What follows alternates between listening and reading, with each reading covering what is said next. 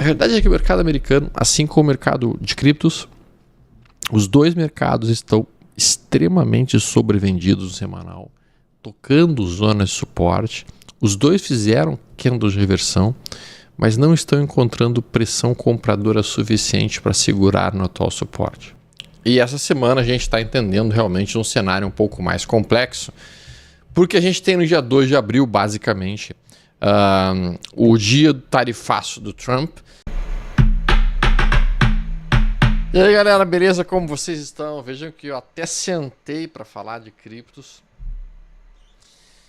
porque a gente sabe que está mais complexo sim este mercado no momento, tá? O cenário de criptos tem seguido a volatilidade mundial e tem sido bastante instável todas as movimentações observadas aí pelo cenário de criptomoedas.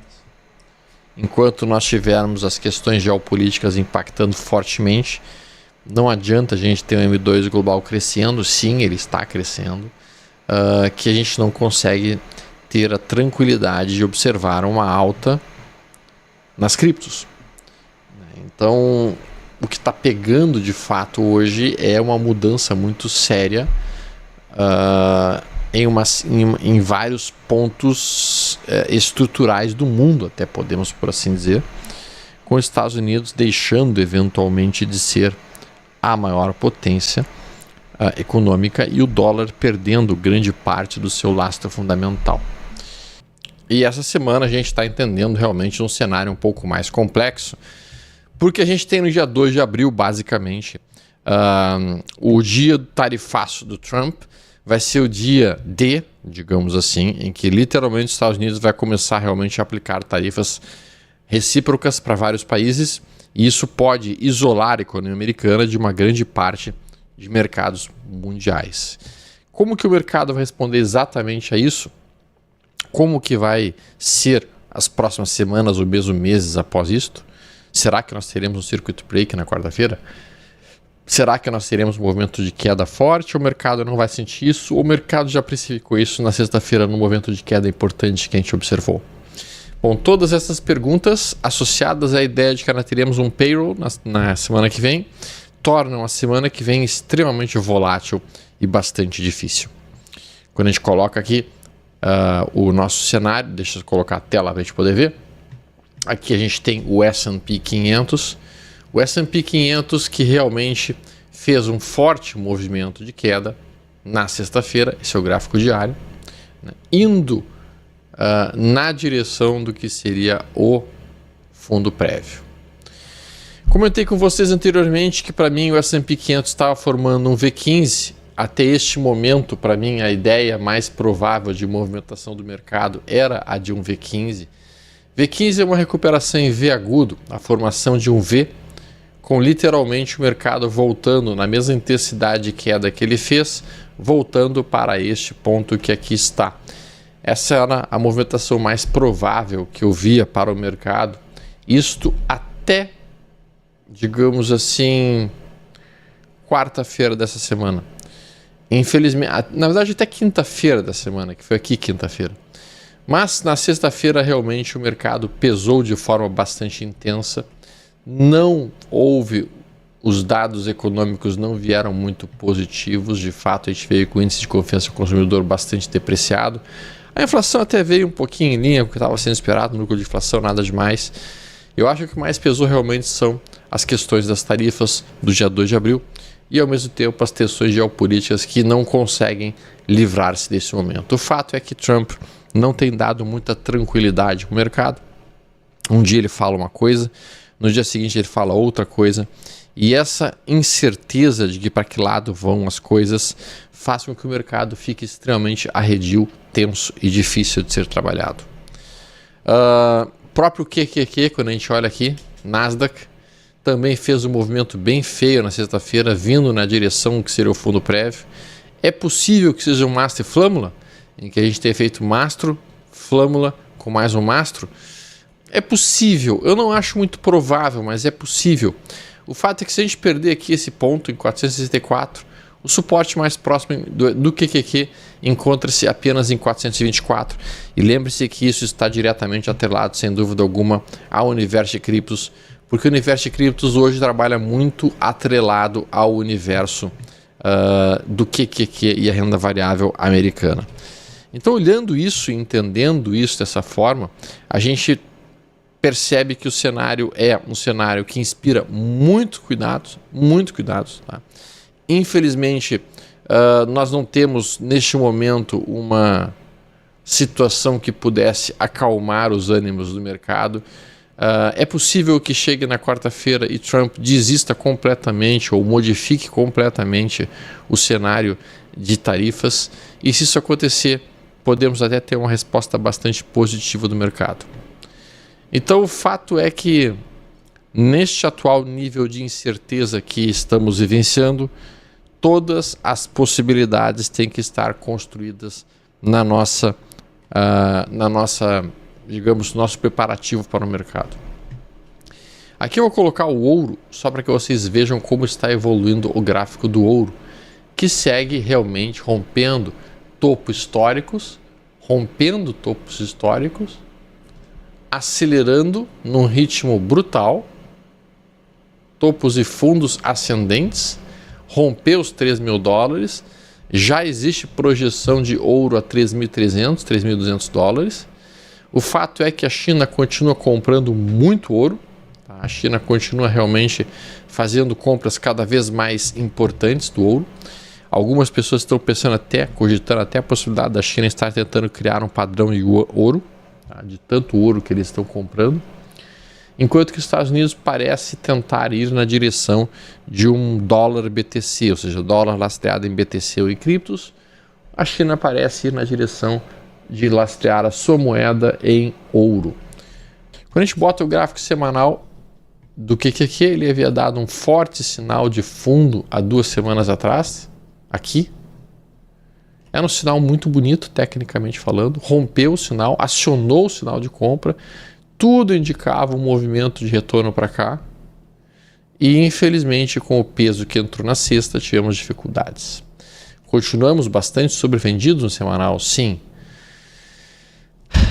A verdade é que o mercado americano, assim como o mercado de criptos, os dois mercados estão extremamente sobrevendidos no semanal, tocando zonas de suporte. Os dois fizeram candles de reversão, mas não estão encontrando pressão compradora suficiente para segurar no atual suporte. Isso está acontecendo no QQQ, isso está acontecendo no SPY, isso está acontecendo no mercado americano e no mercado de criptos. Quando a gente pega aqui o nosso BTC contra dólar, veja que o M2 global, que está aqui embaixo, ele já rompeu seu topo histórico e segue evoluindo com violência, enquanto que o Bitcoin por si não conseguiu romper. Veja que a gente tinha conseguido romper o nosso topo histórico muito tempo antes do rompimento dessa região dos $76.000, e agora a gente parece repetir o mesmo processo. A gente rompe o nosso topo histórico e o Bitcoin não consegue ainda estabelecer uma alta. Não adianta a gente ter dinheiro circulando no mundo e mais dinheiro circulando no mundo se as pessoas não estão se sentindo suficientemente seguras para comprar criptomoedas e entender as criptomoedas como um ponto legal de colocar o seu dinheiro. Da forma como eu leio, basicamente, os institucionais estão comprando o que podem de Bitcoin, Ethereum, e o que podem de Solana e o que planejam ter como suas reservas fundamentais. Tá? Então eu acho que eles estão usando grande parte desse medo produzido no mundo para realmente induzir o varejo a vender os seus bitcoins por preços mais em conta que possam assumir. Estamos olhando Bitcoin e outras criptos, todas elas praticamente no mesmo cenário gráfico, tocando zonas de suporte de um gráfico semanal, e ao tocar essas zonas de suporte do semanal, estarem sobrevendidas com sinais de reversão para alta e não conseguindo subir ainda. No meu entendimento, essa está sendo uma fase maravilhosa para DCA, para compras de acumulação de prazo mais longo, e é o que eu estou fazendo neste instante. Esse padrão que vocês estão vendo aqui, eu chamo esse padrão de teoria do candle fechado. O objetivo do movimento seria voltar para a abertura desses dois candles que aqui encontram-se. A gente entra no gráfico diário do Bitcoin, a gente vê que ele não conseguiu romper esta linha de tendência de baixa, essa linha de resistência inclinada que estava sendo válida desde o finalzinho de janeiro e o início de fevereiro. Tocou uma vez o topo, outro topo, mais um topo, e a gente toca aqui essa região. Então, quando a gente olha essa linha e a gente vê que ela é a resistência atual do mercado, a gente até poderia ter desenhado aqui um triângulo simétrico, que seria este, que foi rompido para baixo. Metade do triângulo simétrico é essa região aqui, que funciona como resistência. Então, sim, a gente travou nessa resistência aqui. Não foi um bonito movimento. A gente fez 1, 2, 3 aqui de venda. Isto tecnicamente poderia levar o Bitcoin até um retorno para próximo da região de suporte, que é o fundo anterior, em 77 mil dólares. Quando a gente coloca o 240 minutos, a gente vê que a gente tinha até conseguido romper acima da média móvel 80, o que tinha dado uma certa esperança de que nós iríamos conseguir agora engatar numa alta. Mas quando a gente perde essa média móvel aqui, neste candle algumas horas atrás, isso imediatamente cancela qualquer oportunidade ou qualquer esperança de que a gente vai retomar uma alta tão cedo. A gente agora trabalha dentro de um retângulo. Suportes nessa região, resistências nesta região. E infelizmente também nós perdemos este fundo, que era o último fundo estabelecido, e agora estamos dentro de uma estrutura que é uma estrutura de lado. Não é nem uma estrutura de baixa, nem uma estrutura de alta, é uma estrutura de lado nos 240 minutos, sendo difícil de operar essa região neste instante. Ainda assim, se eu fosse fazer qualquer tipo de operação, se fosse obrigado a fazer alguma operação, como a média móvel de 80 está para baixo, eu pensaria mais em vendas, com stop acima deste topo anterior aqui, e meu alvo seria tentar voltar para esta região aqui, que é a próxima zona de liquidez de venda que existe dentro do BTC. Mas eu não faria uma venda aqui agora, honestamente, porque a gente tem muitos compradores defendendo essa região, esse fundo prévio. Então aqui eu acho que essa distância aqui ela não é suficientemente ampla para permitir uma venda com segurança. E com o estocástico lento subindo aqui, eu também não sou muito fã de produzir cenários vendedores. Neste momento, com grande parte das criptos, o melhor é ficar de fora, esperando que haja uma certa melhor definição do cenário. E eu acho que vai ser extremamente volátil. Acho não, com certeza nós teremos uma volatilidade muito grande no dia 2 de abril, que é quarta-feira, quando nós teremos as movimentações relacionadas às tarifas que Trump pretende impor para o mundo. Isto vai trazer uma volatilidade brutal, tanto para Bitcoin quanto para outros. Ethereum segue sendo a cripto das maiores, mais frágil que existe. Tá? Então a Ethereum já veio de imediato para o fundo anterior, enquanto que o Bitcoin ainda não tocou no seu fundo de fevereiro e de março. Ethereum já veio para o fundo. Já veio, já se entregou de vez, já afundou.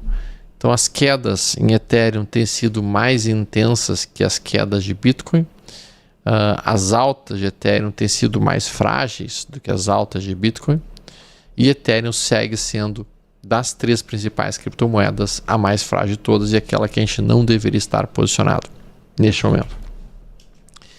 Ethereum contra BTC, por exemplo.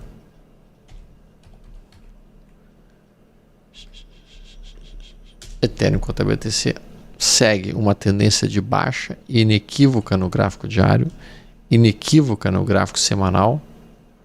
Então, neste momento, não há sentido algum em trabalhar com Ethereum se a gente pode trabalhar com, no caso, Bitcoin. É melhor estar em Bitcoin do que em Ethereum neste momento. Tá? Bem importante que a gente tenha isso em mente. A gente tem que tentar entender qual é o mais interessante, qual é o mais apto e qual é o mais digamos, qual é a cripto que vale a pena a gente deixar nosso dinheiro reservado. E nesse momento, entre Ethereum e Bitcoin, eu prefiro o Bitcoin, porque a tendência é uma tendência de baixa em Ethereum contra Bitcoin. Eu vou deixar aqui um link na descrição para você se cadastrar para a turma do Crypto Blinders, o meu curso onde eu ensino a investir com segurança e aplicar diversas das minhas estratégias altamente e extremamente lucrativas. Não importa se você tem muito ou se você tem pouco dinheiro, se você não tem conhecimento sobre criptomoedas, você precisa ter para ficar milionário. E não esquece de curtir, compartilhar este vídeo com as pessoas que você ama.